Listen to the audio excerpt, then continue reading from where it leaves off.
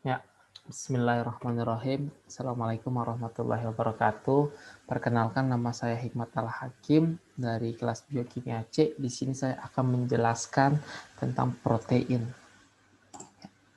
Mari kita mulai terkait pembahasan protein.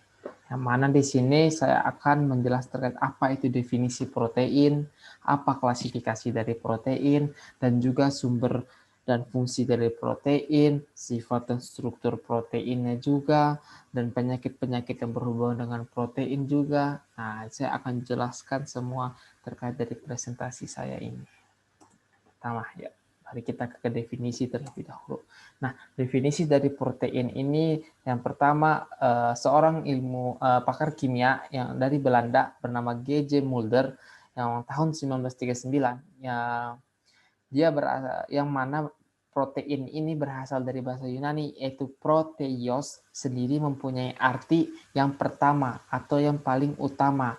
Nah, yang paling utama. Nah, di sini protein merupakan makromolekul yang terbentuk dari asam amino yang tersusun dari atom nitrogen, karbon, dan oksigen. Nah, beberapa jenis asam amino juga mengandung seperti sulfur yang dihubungkan dengan ikatan peptida. Nah, kalau dalam makhluk hidup, protein ini dia berperan sebagai pembentukan struktur dan beberapa jenis protein memiliki peran fisiologisnya. Nah, kita lanjut lagi. Nah, inilah bentuk nanti secara umum bentuk dari proteinnya itu, strukturnya. Kita lanjut ke klasifikasi protein. Nah, klasifikasi protein itu di sini ada 3, yaitu protein bentuk serabut, protein globular, dan protein konjugasi. Yang mana di sini protein bentuk serabut itu terdiri atas beberapa rantai peptida yang berbentuk spiral yang terjalin satu sama lain sehingga menyerupai batang yang kaku. Nah, karakteristik dari protein serabut ini dia rendahnya daya larut, mempunyai kekuatan mekanis yang tinggi dan terhadap enzim pencernaan. Nah, protein ini juga terdapat dalam unsur-unsur tubuh seperti kolagen. Itu merupakan protein utama jaringan ikat. Kolagen ini tidak larut dalam air atau tidak dialir mudah berubah menjadi gelatin bila direbus dalam air, asam encer atau alkali. Nah, sedangkan kalau protein globular, nah protein globular ini dia berbentuk seperti bola yang terdapat dalam cairan organ tubuh. Nah, protein ini larut dalam larutan garam, terus juga dan asam encer, dan dia juga mudah berubah warna di bawah pengaruh suhu dia. Nah, konsentrasi garam juga berpengaruh, serta juga dia mudah sekali mengalami denaturasi.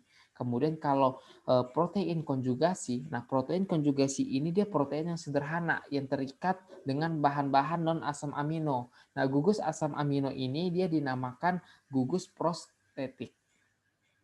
Nah, kita lanjut di sumber dan fungsi dari protein. Nah, sumber dari protein itu ada protein nabati sama ada protein hewani. Yang mana maksudnya sumber protein nabati ini hampir sekitar 70% penyediaan protein itu di dunia berasal dari bahan nabati atau hasil dari tanam-tanamannya, terutama seperti berasal dari biji-bijian, kacang-kacangan, sayuran, bahkan juga buah-buahan. Nah, yang kebanyakan sebagian besar di dunia dia menggunakan sereal seperti terutama beras, gandum, begitupun juga jagung yang mana di sini dia sebagai sumber utama juga kalori yang ternyata sekaligus juga merupakan sumber protein yang penting. Nah, kalau dia protein hewani itu dia hasil hewan yang umum digunakan sebagai sumber protein juga yang mana seperti daging, telur, susu, juga ikan. Nah, mana ini protein ini sebagai protein yang lengkap kalau di hewan itu, lengkap dan juga bermutu tinggi. Karena apa? Dia mempunyai kandungan-kandungan asam amino esensial yang lengkap, yang susunannya mendekati yang diperlukan oleh tubuh manusia atau tubuh kita ini. Nah, di sini juga ada fungsi dari protein. Nah, fungsi dari protein itu di sini penunjang mekanis. Yang mana maksud dari penunjang mekanis? Yaitu kekuatan dan daya tahan robek kulit dan juga tulang disebabkan adanya kolagennya itu. Nah, suatu protein yang berbentuk bulat panjang dan mudah membentuk serabut. Lalu juga dia sebagai pertahanan tubuh, yang mana pertahanan tubuh ini biasanya dalam bentuk antibodi. yaitu suatu protein khusus yang dapat mengenal dan menempel atau mengikat benda-benda asing yang masuk ke dalam tubuh seperti virus, bakteri, sel-sel asing lainnya. Lalu ada juga fungsi dari protein media penghambat impuls saraf. Yang mana maksud dari ini yaitu protein yang mempunyai fungsi ini biasanya berbentuk reseptor. Karena seperti misalnya rhodopsin, yang mana ini suatu protein yang bertindak sebagai reseptor atau penerima warna atau cahaya pada sel-sel mata. Kemudian ada pengendalian pertumbuhan. Maksud dari pengendalian pertumbuhan ini protein itu dia bekerja sebagai reseptor yang dalam bakteri yang dapat memengaruhi fungsi bagian-bagian DNA yang mengatur sifat dan karakter bahannya. Lalu ada juga pengatur dari pergerakan. Di sini dia protein merupakan komponen utama daging. Gerakan otot terjadi karena adanya dua molekul protein yang saling bergeseran. Nah, kita lanjut ke sifat dan struktur. Nah, sifat protein ini ada satu, dia merupakan makromolekul, yang mana massa molekulnya itu kurang lebih dari 10 pangkat 5. Kemudian ada umumnya dia suka larut dalam segala macam pelarut. Jika dilarutkan dalam air membentuk koloid hidrofil. Begitu juga dari sifat-sifat protein itu ada juga dia tidak tahan pada suhu tinggi atau juga bisa disebut terjadinya denaturasi sehingga tidak ada yang murni. Lalu juga dia bersifat amfover yang mana karena adanya gugus asam karboksilat dan juga ada gugus amina yang bersifat basa. Lalu di sini ada struktur protein. Nah, struktur protein ini dia memiliki berupa rantai panjang yang tersusun oleh mata rantai asam amino. Nah, dalam sebuah asam amino terdapat gugus fungsional yang dari gugus fungsionalnya itu menentukan reaksi kimia asam aminonya. Nah, struktur proteinnya dapat dilihat dari hierarkinya, ya ini kayak berupa struktur primer atau tingkat satunya, struktur sekunder tingkat 2, struktur tersier tingkat 3, dan begitupun struktur kuartener yaitu tingkat 4. Nah, maksud dari struktur primer ini atau tingkat 1 dia merupakan susunan yang linear dari asam amino. Nah, susunan tersebut merupakan rangkaian unik dari asam amino yang menentukan sifat dasar berbagai protein dan secara umum juga dia menentukan bentuk sekundernya dan tersiernya dari strukturnya itu. Nah, struktur primer ini terdiri dari asam amino yang dihubungkan satu sama lain secara kovalen. Nah, secara kovalen melalui ikatan peptida rantai polipeptida. Nah, macam dan jumlah asam amino yang membentuk rantai polipeptida ini adalah struktur dari primer proteinnya itu.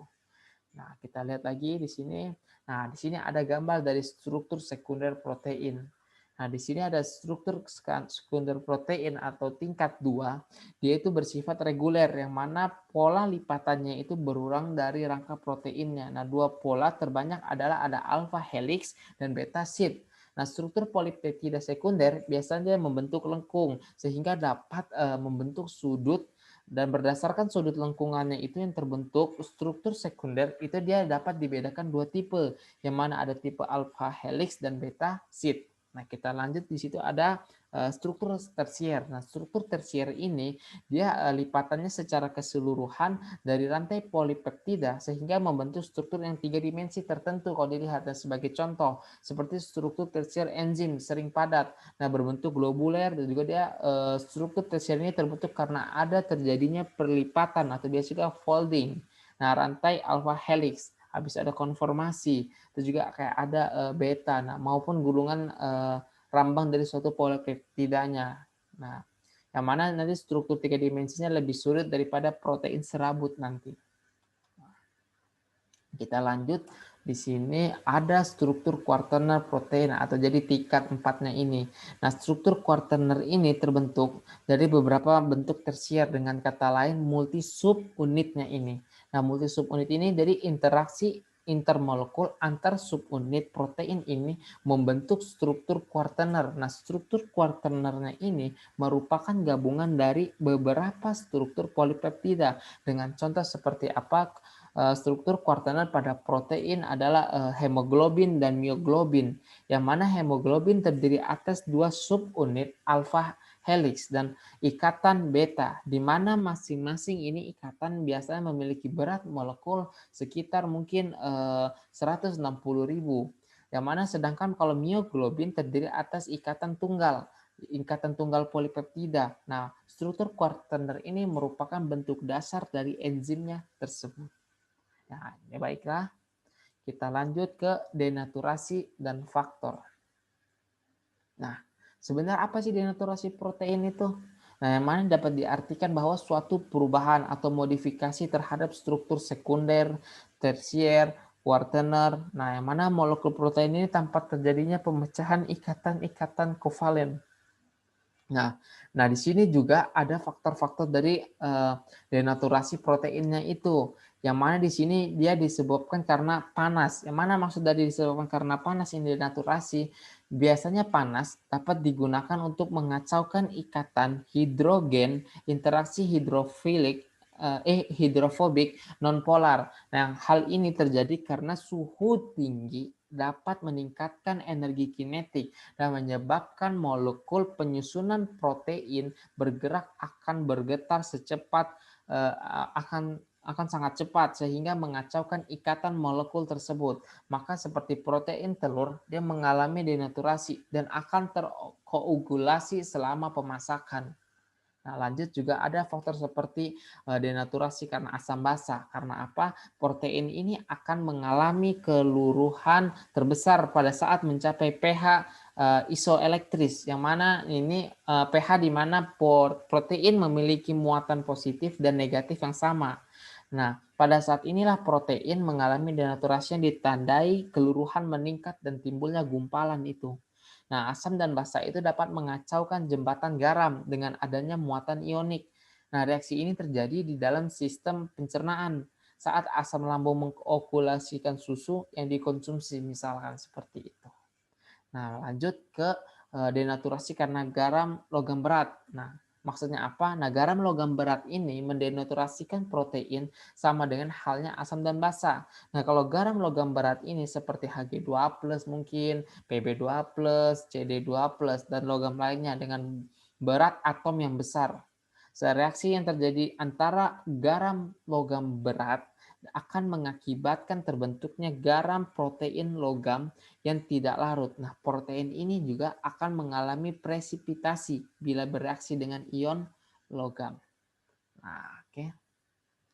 Kita lanjut di sini. Penyakit apa saja yang berhubungan dengan protein? Di sini saya ambil 3 penyakit saja yang berhubungan dengan protein. Ada kwashiorkor, ada marasmus, dan ada hipoproteinemia.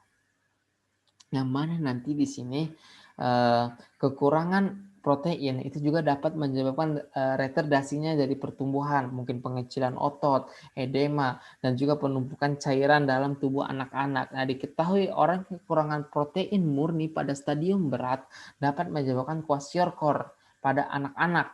Nah, orang kekurangan protein juga sering ditemukan secara bersamaan dengan kekurangan energi biasanya, yang menyebabkan kondisinya yang dinamakan marasmus. Nah, apa itu sebenarnya? Nah, kalau kwashiorkor atau biasa disebut juga busung lapar, yang penyakit yang ditandai dengan malnutrisi atau kekurangan nutrisi atau kekurangan protein yang sangat parah. Nah, kondisi ini ketika anak terlihat gemuk karena penumpukan cairan tubuh terutama di area perutnya itu.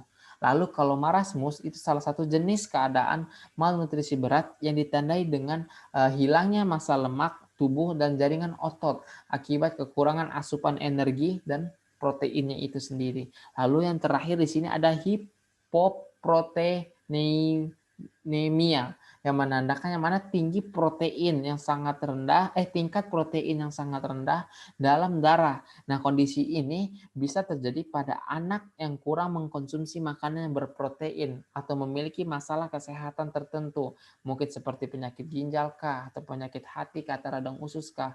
Intinya dia kekurangan mengkonsumsi makanan berprotein. Nah, ini yang saya dapat dari daftar pustaka yang saya dari presentasi tersebut. Ya, terima kasih dari apa yang saya jelaskan tadi. Mohon maaf apabila ada kata-kata kurang berkenan di hati, mohon dimaafkan. Wassalamualaikum warahmatullahi wabarakatuh.